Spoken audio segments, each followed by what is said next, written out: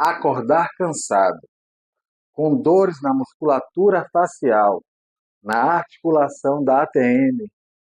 Você sabe o que é isso? Isso pode ser o bruxismo. Esse mal da odontologia está cada vez mais atingindo um número maior de pessoas.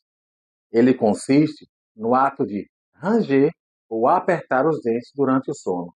E você sabe o que isso pode causar? Fraturas de restaurações, fraturas de dente, desgaste excessivo dos dentes, mobilidade nos dentes, quebras de coroas e próteses e até a perda do dente. Então, se você tem esses sintomas ou conhece alguém que tenha, indica esse vídeo.